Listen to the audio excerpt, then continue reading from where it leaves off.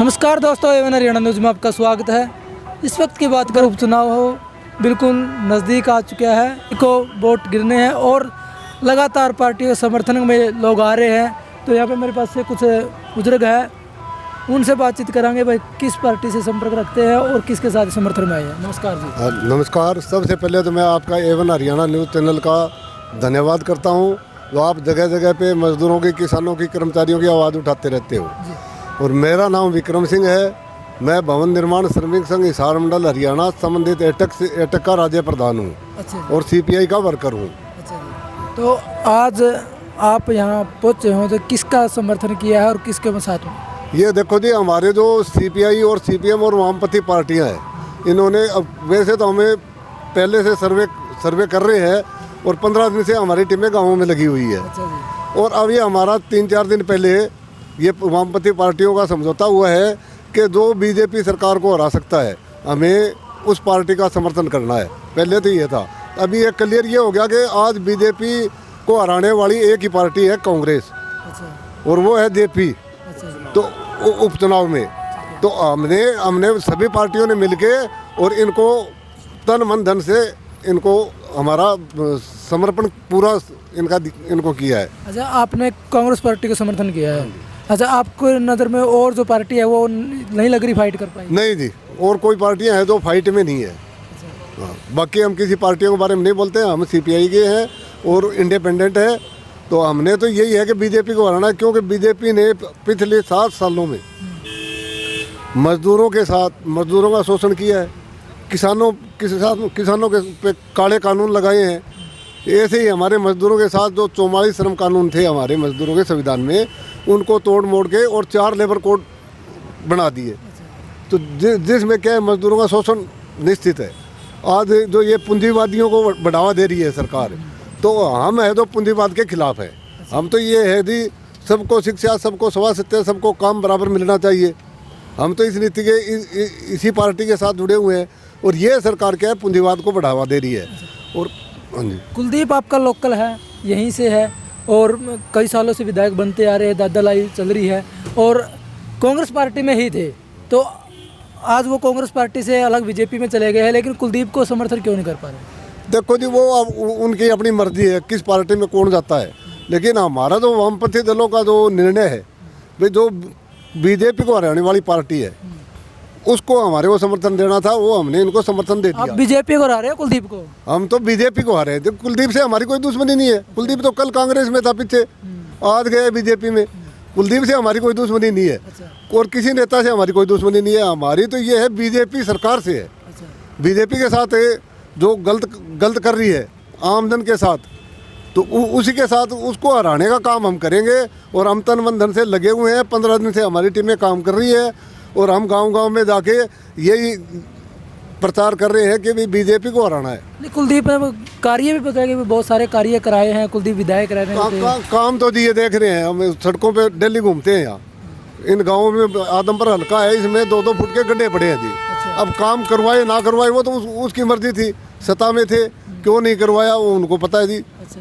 तो हम तो ये देख रहे हैं कि आज जनता है आदमपुर की, उनका माहौल ये है कि वो इनसे उब चुके हैं। क्या जेपी काम करा पाएगा? क्योंकि जेपी तो किलाट से है, दूर से कहते हुए किलाट से वो काम नहीं करा पाएगा। क्या करा पाएगा, आपको विश्वास? नहीं, ये तो है ही, जो जिस जगह बैठा है, जिस हल्के का राजा है, वो वहाँ काम करवाएगा क्यों नहीं? लेकिन वो तो किलायत का है ना। नहीं, कलायत का है तो क्या है। अब अपने मोदी जी है, गुजरात के हैं, दिल्ली बैठते हैं, ये थोड़ा ही है। तो वो भी यहाँ बैठ जाएंगे, काम तो करवाएंगे। हाँ, तो आम आदमी पार्टी किस नजर से देख रहे हैं? आम आदमी के हम किसी की नज़र से नहीं देख रहे जी। हम तो ये देखते हैं कि आज फर्स्ट नंबर पे कांग्रेस है यहाँ। अच्छा। और कांग्रेस का हमने समर्थन किया है और कांग्रेस को हमें जिता के छोड़ेंगे। अच्छा, आप क्या कुछ कहना चाहेंगे सर? अपना परिचय दीजिए पहले तो। सबसे पहले तो मैं आपके चैनल का धन्यवाद करता हूं, जो हमारी आवाज़ जनता में पहुंचाते हैं।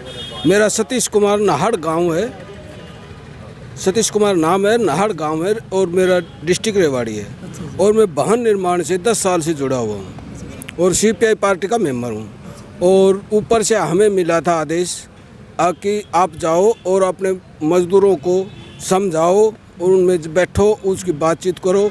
तो हमने कल अपने मज़दूरों की मीटिंग ली थी धर्मशाला में, यहीं आदमपुर में, और हमने उनके बीच में यही कहा था कि भाई हमारे काम हो नहीं रहे 8 साल से, बहुत ज़्यादा परेशानी है मजदूरों को, किसी चीज़ का भी कोई बेनिफिट नहीं मिल रहा है। ये गवर्नमेंट गुमराह कर रही है, कभी कुछ नाजायज़ ऑब्जेक्शन लगा के डेथ के केस है उस पर उसको रद्द कर रहे हैं। ये कोई बेनिफिट नहीं दे रहे किसी को भी। जनता इतनी परेशान है मजदूर, और उसी के रोष में आके हमने खूब प्रदर्शन कर लिए, खूब वो कर लिया, लेकिन ये गूंगी बहरी सरकार है, ये कोई सुनाई नहीं करती। इसलिए हमने सोचा इसको हराने के लिए हम जेपी भाई का और कांग्रेस पार्टी से है जेपी भाई जी, उसका समर्थन करें जो इसको हरा सके। नहीं, मैंने एक विपक्ष का सवाल आया था कि ये दोनों नागनाथ और सांपनाथ है, दोनों बीजेपी और कांग्रेस, तो आप इस पर क्या कहना चाहेंगे?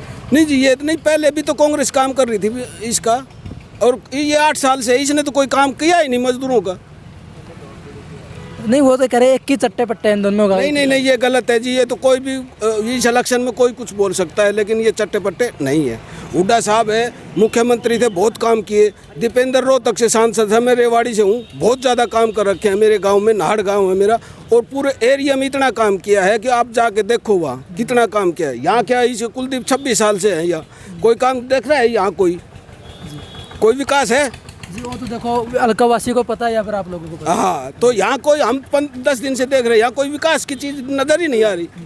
तो कम से कम विपक्ष में बैठ के जो उनका कोटा मिलता है, उस कोटे से भी तो अपने हल्के को वो काम करवा सकता है ना, अपने कोटे से। कुलदीप तो कहा तो रहे 500 करोड़ का वो। ये तो अभी वो उसका क्या भरोसा, वो बोल रहे हैं, चुनाव में कह रहे हैं। चुनाव में ये लोग कहते हैं अब जो वादे किए हैं ना, वो वादे कोई निभाता नहीं है। बीजेपी वाले ये जुमले बोलते हैं इसको, लेकिन ये कोई वो नहीं है। ये जो भी बीजेपी ने जितने भी वो दिए थे, आश्वासन दिए थे, मैं ये करूँगा वो करूँगा, ये सब जुमले थे।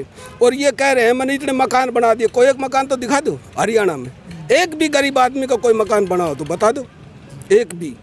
लैट्रिन की कह रहे इतनी लैट्रिन बांट दी, कोई दिखा दो एक लैट्रिन ये बनाई है इस गवर्नमेंट ने।